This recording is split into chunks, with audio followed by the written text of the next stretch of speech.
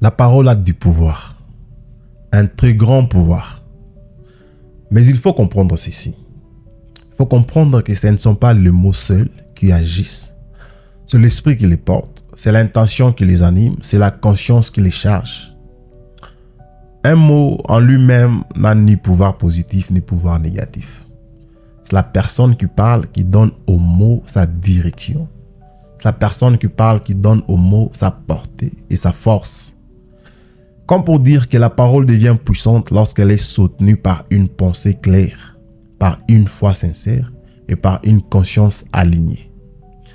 Voilà pourquoi nous devons apprendre à parler avec justesse. Pas au hasard, pas dans la précipitation, pas dans le désordre. Pourquoi? Parce que chaque mot compte. Chaque mot porte quelque chose. Chaque mot transmet quelque chose. Chaque mot construit ou affaiblit. Voilà pourquoi Jésus parlait avec tant d'autorité.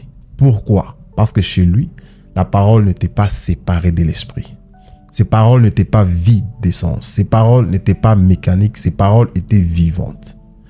Quand Jésus parlait, il ne parlait pas pour remplir l'air. Il parlait pour révéler. Il parlait pour établir. Il parlait pour manifester. Et c'est là une grande leçon pour nous aujourd'hui. Nous parlons trop souvent sans conscience, sans direction, sans véritable présence intérieure.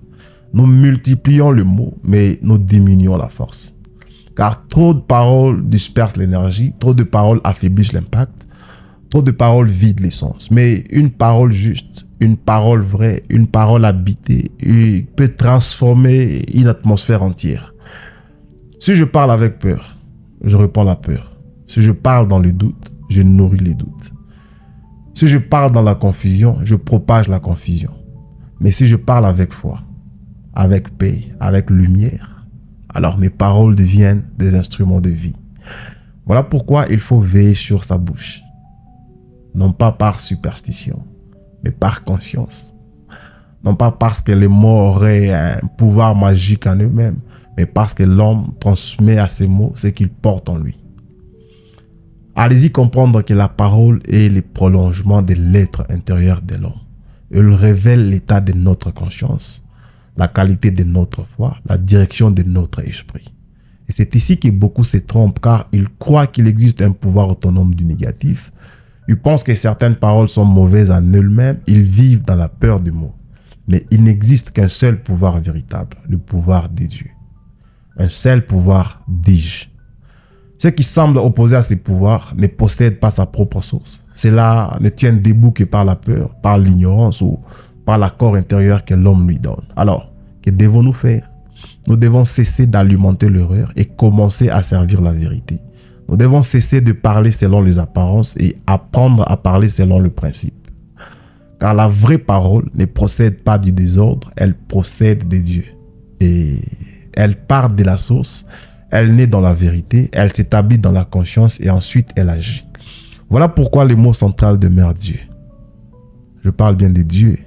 Quand la parole commence par Dieu, elle retrouve son axe. Quand elle commence par Dieu, elle retrouve son autorité. Quand elle commence par Dieu, elle retrouve sa pureté. Alors nous pouvons dire Dieu est, et parce que Dieu est, je suis. Parce que Dieu est vie, je me tiens dans la vie.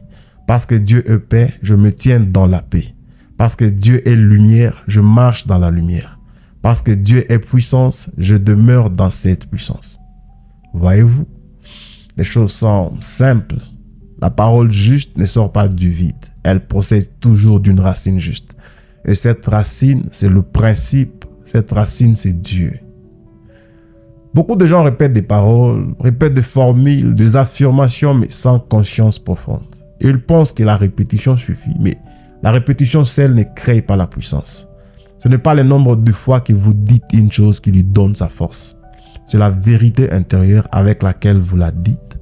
C'est l'accord du cœur. C'est la clarté de l'esprit. C'est la stabilité de la foi. Oui, parfois répéter une parole peut aider. Cela peut aider l'âme à s'aligner. Cela peut aider l'esprit à s'ouvrir. Cela peut aider la conscience à entrer plus profondément dans la vérité. Mais lorsqu'une parole est vraiment établie, elle n'a plus besoin d'être agitée sans cesse. Elle demeure. Et parce qu'elle demeure, elle agit. Si les résultats n'apparaissent pas immédiatement, cela ne signifie pas que la parole soit vide. Cela peut simplement vouloir dire que notre conscience doit encore se fixer davantage dans la réalité divine. Alors, au lieu de tomber dans le doute, nous faisons quoi? Nous rendons grâce à Dieu. Nous remercions le Seigneur. Pourquoi? Parce que la gratitude fortifie l'âme. Parce que la gratitude stabilise la parole. Parce que la gratitude nous garde en accord avec ce qui est vrai. Jésus vivait ainsi. Quand il parlait, il ne demandait pas un résultat. Il ne suppliait pas l'univers. Il ne négociait pas avec les apparences. Il proclamait ce qui était vrai dans le Père. Et c'est exactement là que se trouve la force spirituelle de la parole.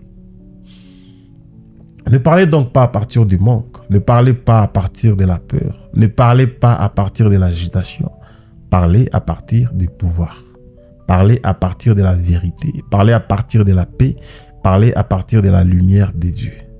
Car ce que nous répétons du problème renforce souvent le problème dans notre conscience. Mais ce que nous proclamons de la vérité ouvre un chemin à la manifestation de cette vérité. Voilà la discipline spirituelle de la parole. Ne pas glorifier l'obstacle, mais établir le réel divin. Ne pas nourrir l'ombre, mais servir la lumière. Ne pas exalter les désordres, mais annoncer la perfection. Oui, Jésus proclamait la perfection, toujours. Il ne donnait pas les derniers mots à l'apparence. Il ne courbait pas sa conscience devant le visible. Il affirmait ce qui est éternellement vrai en Dieu. Et nous devons apprendre à faire de même. Non pas en niant les circonstances, mais en refusant de leur donner le statut de vérité suprême.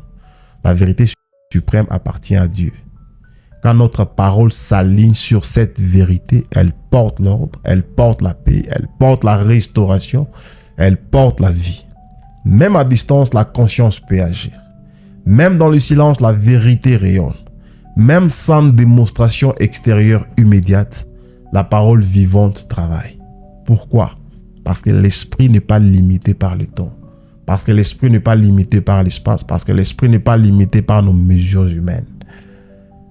La parole unie à l'esprit atteint, relève, fortifie et transforme. Alors retenons ceci. La parole n'est pas un jeu. La parole n'est pas un simple son. La parole n'est pas un réflexe. La parole est une responsabilité. Ce que nous disons façonne notre climat intérieur. Ce que nous disons influence notre direction. Ce que nous disons révèle ce que nous croyons. Alors, parlons avec conscience. Parlons avec foi. Parlons avec paix. Parlons avec vérité. Parlons en accord avec Dieu. Choisissons des paroles qui élèvent. Choisissons des paroles qui bénissent. Choisissons des paroles qui éclairent. Choisissons des paroles qui bâtissent. Et lorsque nous parlons, parlons comme des êtres éveillés. Lorsque nous affirmons, affirmons avec foi. Lorsque nous proclamons, proclamons avec lumière. Car la parole devient puissance lorsqu'elle est portée par l'esprit, fondée sur la vérité et soutenue par une conscience vivante de Dieu. Alors la parole cesse d'être seulement un son pour devenir présence, direction.